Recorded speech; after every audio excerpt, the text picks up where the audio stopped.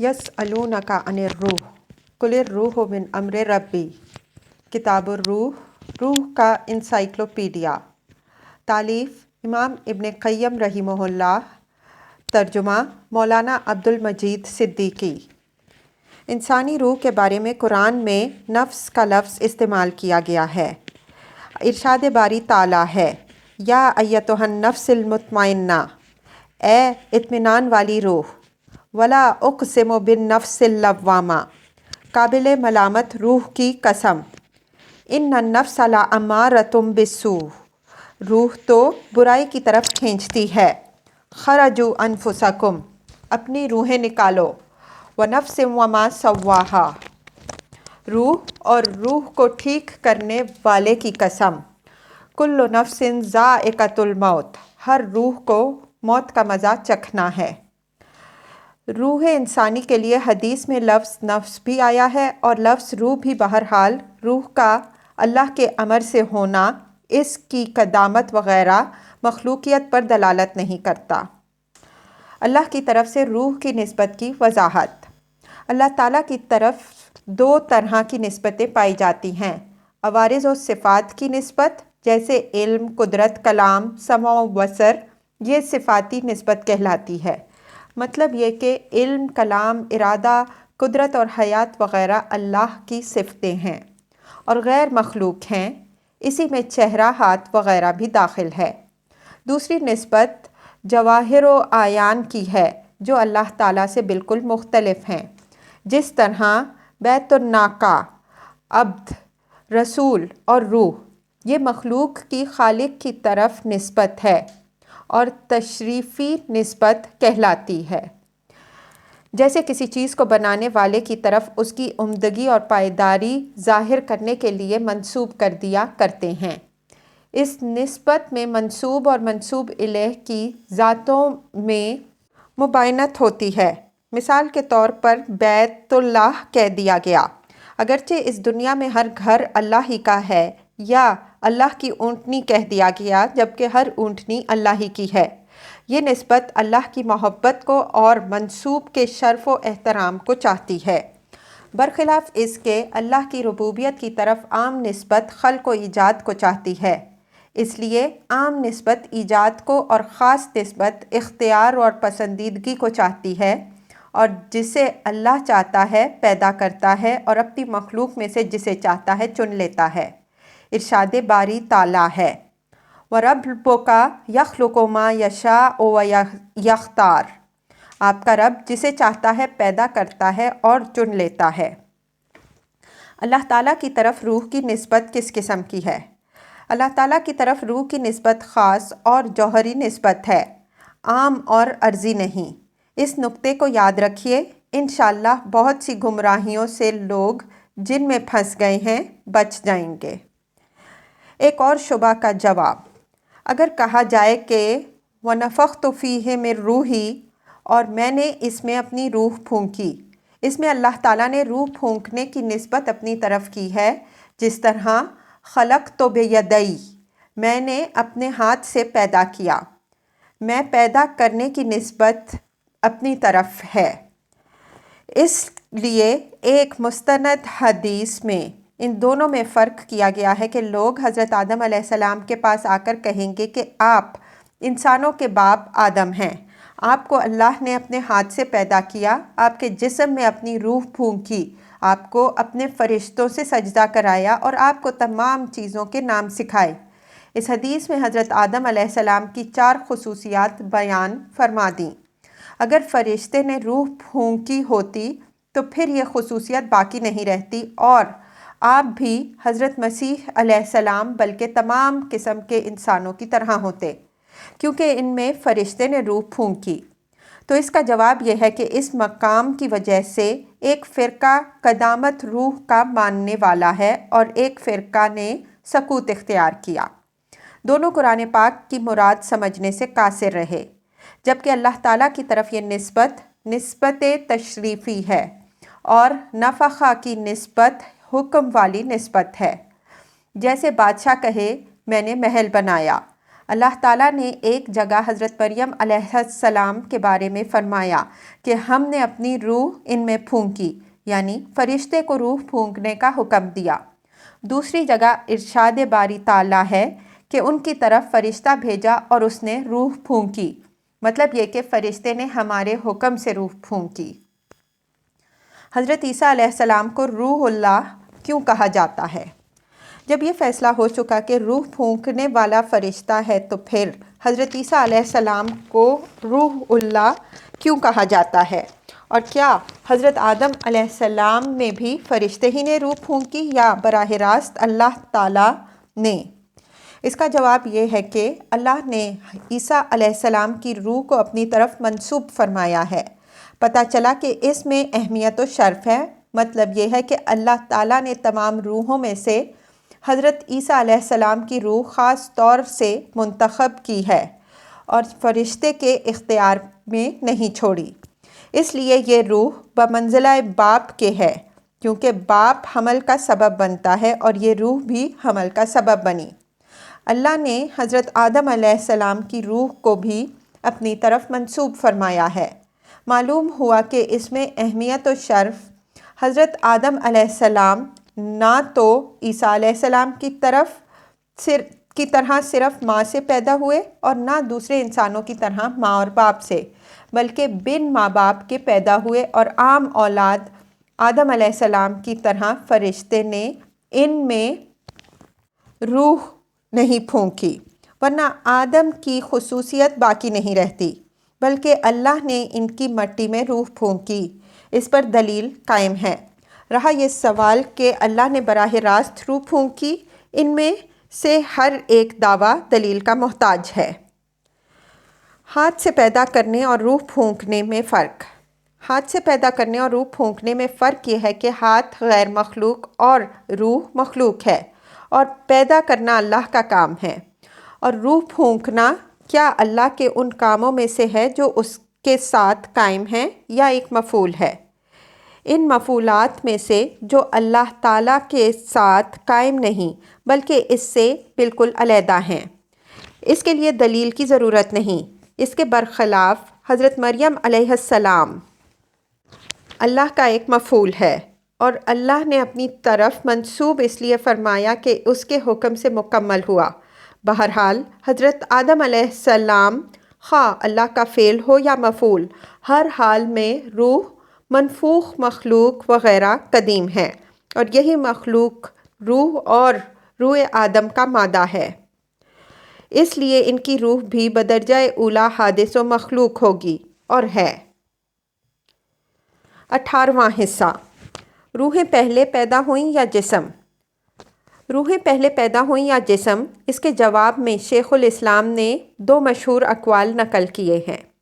شیخ الاسلام کا جواب: محمد بن نظر موروثی اور ابو محمد بن حزم تقدم خلق الارواح کے ماننے والے ہیں، بلکہ ابن حزم نے تو اس پر اجماع بھی نقل کیا ہے۔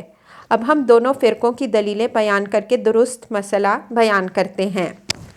موروثی اور ابن حزم تقدم خلق ارواح کے قائل ہیں۔ ان کے دلائل: پہلی دلیل، نمبر 1، اللہ تعالیٰ نے فرمایا وَلَقَدْ خَلَقْنَاكُمْ ثُمَّ صَوَّرْنَاكُمْ الآیہ، ہم نے تمہیں پیدا کیا اور تمہاری شکلیں بنائیں، پھر ہم نے فرشتوں سے آدم علیہ السلام کو سجدہ کرنے کے لیے کہا۔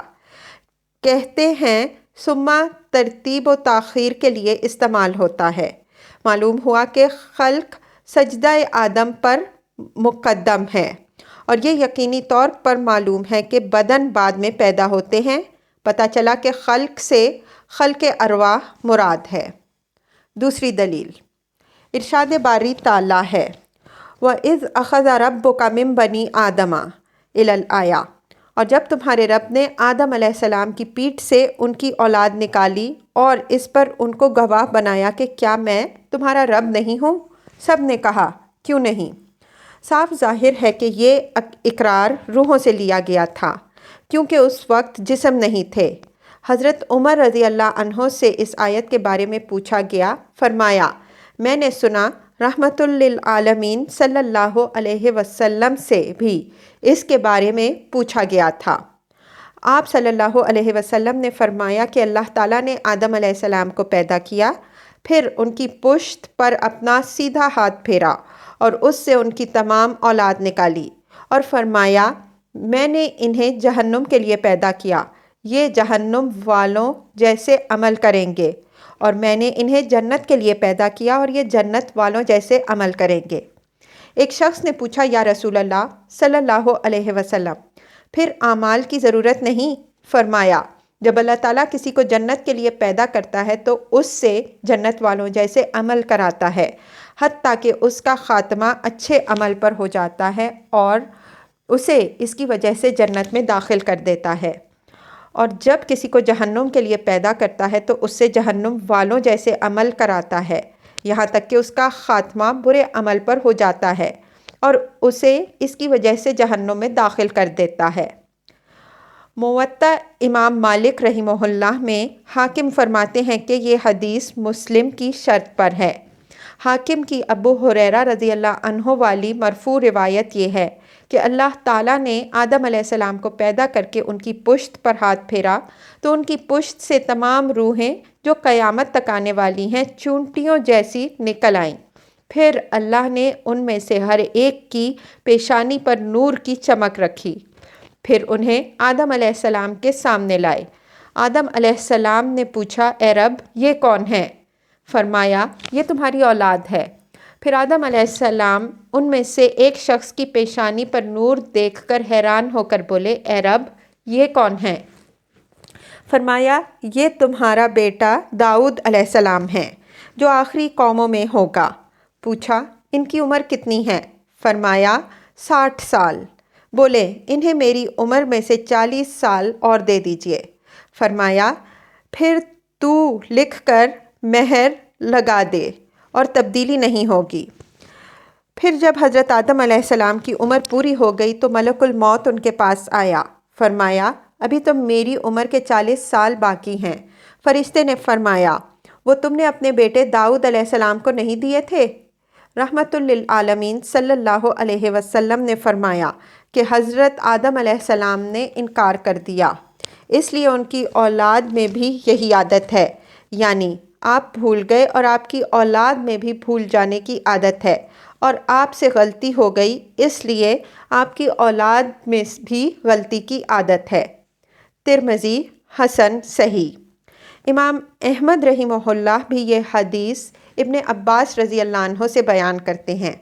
फरमाते हैं, जब कर्ज़ वाली आयत उतरी तो रहमतुल आलमीन सल्लल्लाहु अलैहि वसल्लम ने फरमाया कि सबसे पहले हज़रत आदम अलैहिस्सलाम मुकरे थे।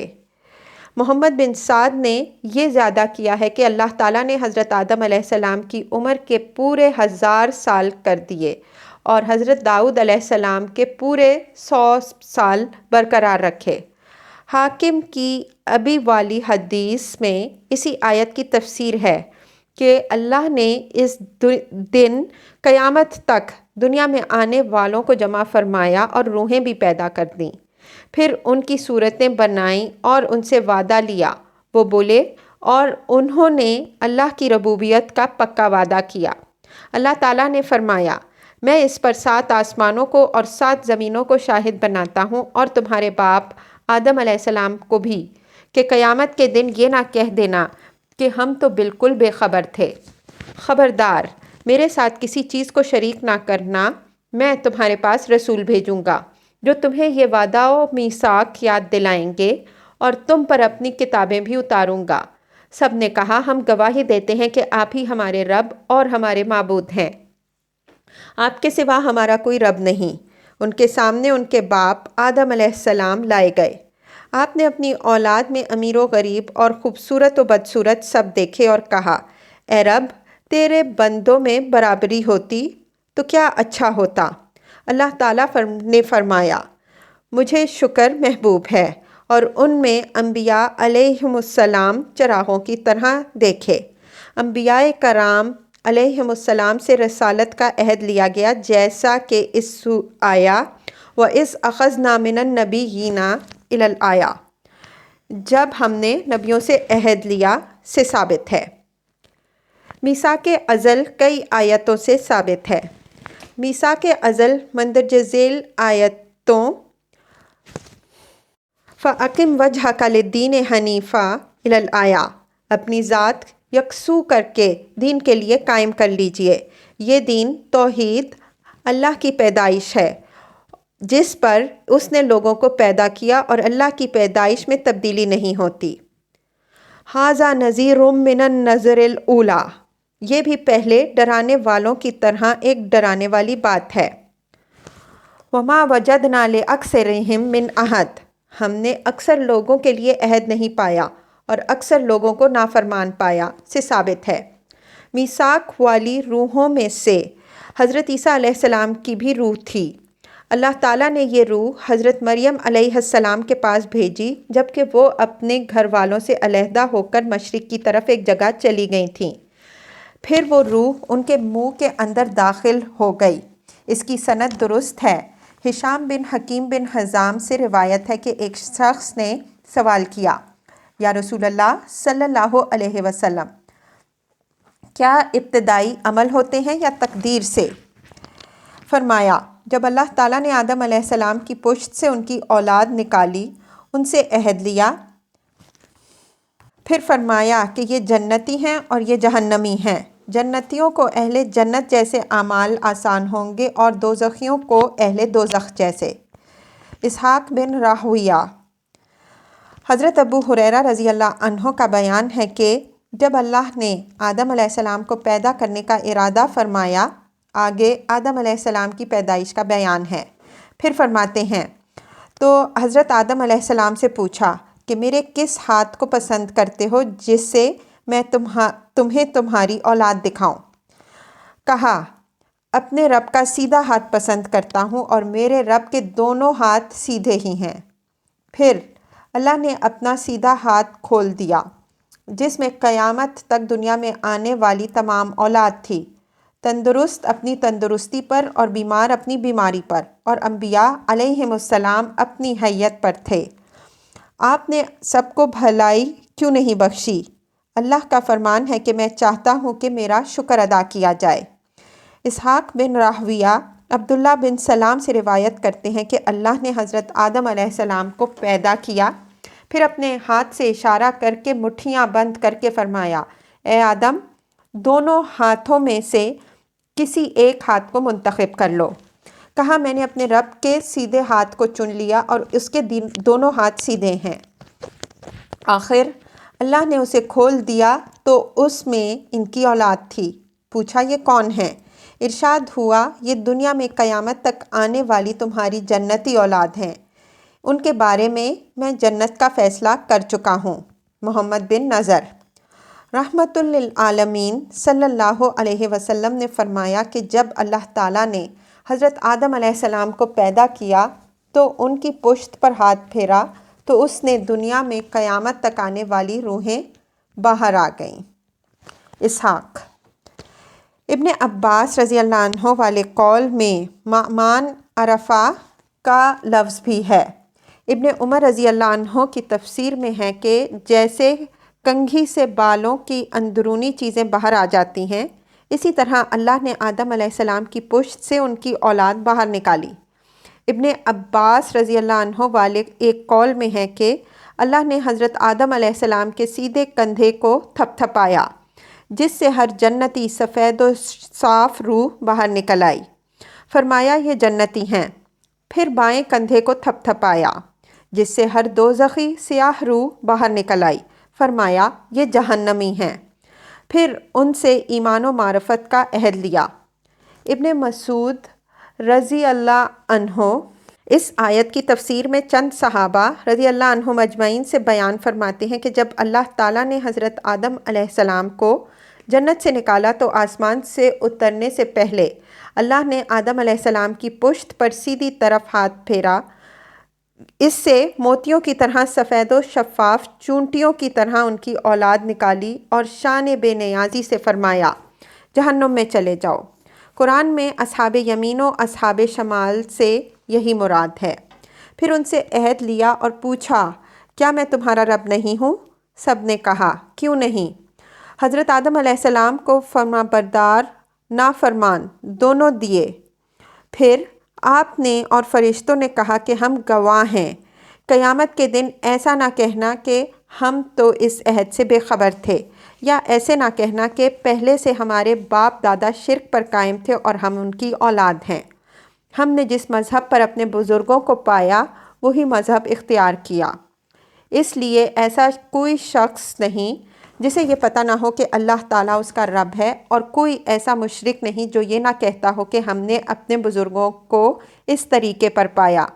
ان آیتوں وَإِذْ أَخَذَ رَبُّكَ مِن بَنِي آدَمَ إِلَى الْآيَةِ اور وَلَهُ أَسْلَمَ مَن فِي السَّمَاوَاتِ وَالْأَرْضِ طَوْعًا وَكَرْهًا اور فَلِلَّهِ الْحُجَّةُ الْبَالِغَةُ إِلَى الْآيَةِ میں یہی بیان ہے، یعنی یوم میثاق کا بیان۔ محمد بن کعب کرزی آیت کی تفسیر میں فرماتے ہیں کہ سب روحوں نے اجسام پیدا کیے جانے سے پہلے اللہ پر ایمان لانے کا اور اس کی معرفت کا اقرار کیا۔ عطا فرماتے ہیں کہ میثاق کے وقت روحیں حضرت آدم علیہ السلام کی پشت سے نکالی گئی تھیں، پھر پشت میں واپس کر دی گئیں۔ ضحاک فرماتے ہیں کہ اللہ تعالیٰ نے جس دن آدم علیہ السلام کو پیدا کیا تھا اسی دن ان کی پشت سے قیامت تک دنیا میں آنے والی تمام روحیں چونٹیوں کی طرح نکال کر ان سے اپنی ربوبیت کا وعدہ لیا تھا، اور فرشتے شاہد بن گئے تھے۔ پھر اللہ نے سیدھے ہاتھ کی مٹھی میں لے کر فرمایا کہ یہ جنتی ہیں، اور دوسرے ہاتھ کی مٹھی میں لے کر فرمایا کہ یہ جہنمی ہیں۔ ازل کے سلسلے میں سوال۔ یحییٰ فرماتے ہیں کہ میں نے ابن مسیب رحمہ اللہ سے ازل کے سلسلے میں پوچھا، فرمایا ایک درست حدیث سن لیں۔ اللہ تعالیٰ نے حضرت آدم علیہ السلام کو پیدا کر کے انہیں ایسی ایسی عزت کے قابل باتیں دکھائیں جو اپنی کسی مخلوق کو نہیں دکھائیں۔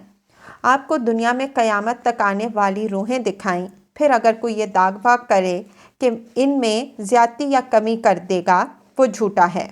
اگر 70 آدمی اس دعوے پر اکٹھے ہو جائیں تو مجھے ان کی بھی فکر نہیں۔ ابو العالیہ وَلَهُ أَسْلَمَ مَن فِي السَّمَاوَاتِ یعنی آسمان و زمین والے تمام خوشی و ناخوشی اللہ کے فرما بردار ہو گئے کی تفسیر میں فرماتے ہیں، یعنی ازل والے میثاق کے دن سب نے رب کی توحید کا وعدہ کر لیا۔ اسحاق فرماتے ہیں کہ اس دن اور اس وقت سب نے توحید کا اقرار کیا، کیونکہ اللہ نے اس اقرار کی خبر دی ہے۔ اللہ تعالیٰ اسی سے خطاب فرماتا ہے جو خطاب کو سمجھے بھی، اور جواب بھی وہی دیتا ہے جو سوال کو سمجھتا ہے۔ اس طرح روحوں کا جواب دینا اس بات کا ثبوت ہے کہ انہوں نے اللہ کے خطاب کو سمجھا اور سمجھ کر اس کے سوال کا جواب دیا، اور سب نے اس کی توحید کا وعدہ کر لیا۔ تیسری دلیل، رحمت للعالمین صلی اللہ علیہ وسلم نے فرمایا کہ اللہ تعالیٰ نے بندوں سے ان کی روحیں 2000 سال پہلے پیدا کیں، پھر جن میں پہچان ہوگی ان میں محبت و موافقت رہتی ہے، اور جن میں پہچان نہیں ہوئی ان میں اختلاف رہتا ہے۔ ابن مندہ تقدم خلق الارواح کو نہ ماننے والوں کے دلائل۔ یہ کہتے ہیں کہ ہم مخالف گروہ کا جواب 2 طرح دیتے ہیں۔ دلیل نمبر 1، ہم قرآن سے ثابت کرتے ہیں کہ تقدیم خلق ارواح نہیں، پھر ان کے دلائل کا جواب دیں۔ نمبر 1، اللہ تعالیٰ فرماتا ہے یا ایھا الناس انا خلقناکم من ذکر و انثی، لوگوں ہم نے تمہیں مرد اور عورت سے پیدا کیا۔ صاف واضح ہے کہ خطاب انسان سے ہے۔ پتہ چلا کہ انسان کا مجموعہ ماں باپ کے بعد پیدا ہوتا ہے، اور انسان کا مجموعہ جسم و روح ہے۔ دلیل نمبر 2، اس میں اس سے بھی زیادہ تفصیل والی آیت سن لیں۔ یا ایھا الناس اتقوا ربکم الذی خلقکم الی الآیہ، اے لوگوں اپنے رب سے ڈرو جس نے تمہیں ایک جان سے پیدا کیا اور اسی سے اس کا جوڑا پیدا کیا، اور ان سے بہت سے مردوں اور عورتوں کو پھیلا دیا۔ واضح ہے کہ تمام نوع انسان کی پیدائش ان کی اصل کی پیدائش کے بعد ہے۔ ایک شبہ کا جواب، اگر کوئی کہے کہ اس سے تقدم خلق ارواح کی نفی لازم نہیں آتی، مانا کہ حضرت آدم علیہ السلام کے بعد تمام انسان پیدا ہوئے لیکن ان کے جسم پیدا ہوئے، روحیں نہیں، جیسا کہ اوپر کی دلیلوں سے ثابت ہو چکا ہے۔ تو اس کا جواب یہ ہے کہ انشاءاللہ ہم بیان کرنے والے ہیں کہ اوپر کی دلیلوں میں سے کوئی دلیل بھی تقدیم خلق ارواح پر دلالت نہیں کرتی۔ اگر ان دلائل کو صحیح مان لیا جائے تو زیادہ سے زیادہ ان سے یہ پتہ چلتا ہے کہ خالق ارواح نے ارواح کی شکلیں بنائیں، ان کی پیدائش، ان کی عمروں اور ان کے عملوں کا اندازہ کیا اور وہ صورتیں ان کے مادہ سے نکال لیں، پھر انہیں اسی مادہ میں واپس کر دیا اور مقررہ وقت پر ہر شخص کے پیدا ہونے کا وقت مقرر فرمایا۔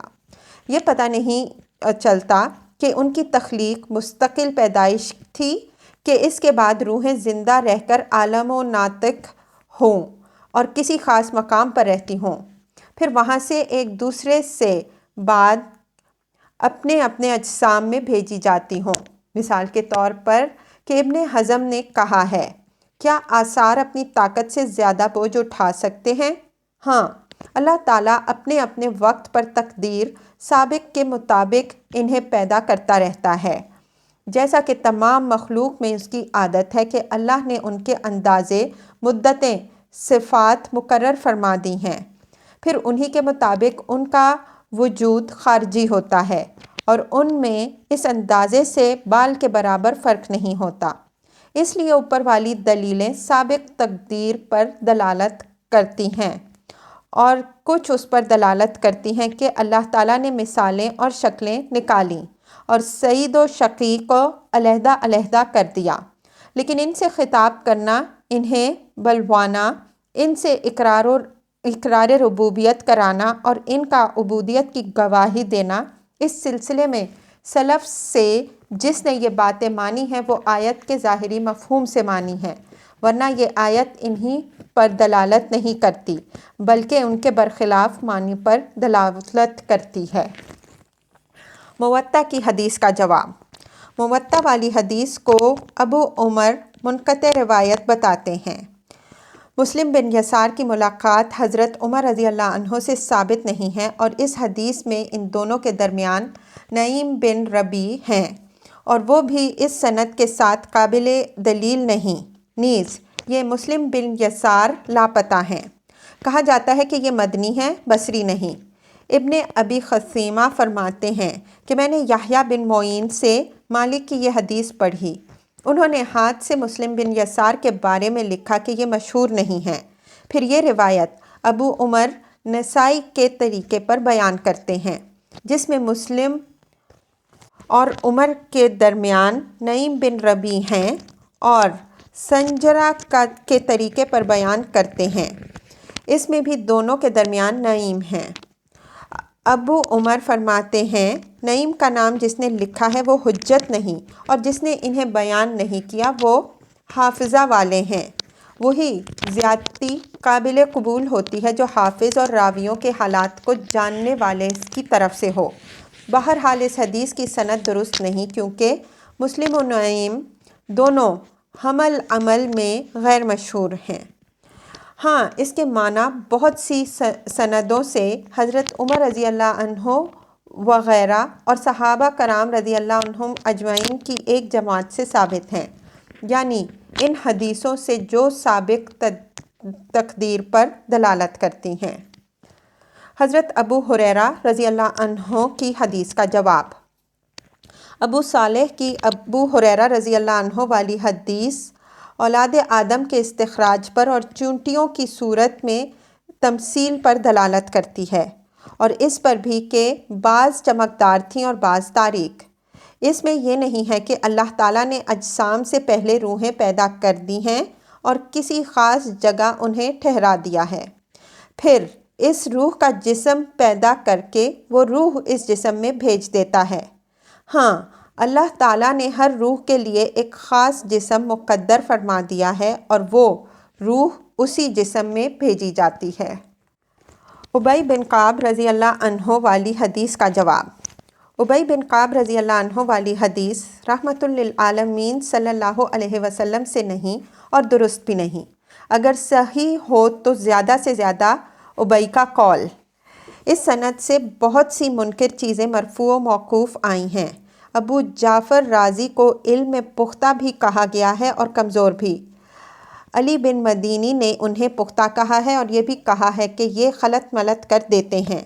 ابن معین نے بھی سکہ کہا ہے اور یہ بھی کہا ہے کہ ان کی حدیثیں لکھی جاتی ہیں مگر یہ غلطیاں بھی کرتے ہیں۔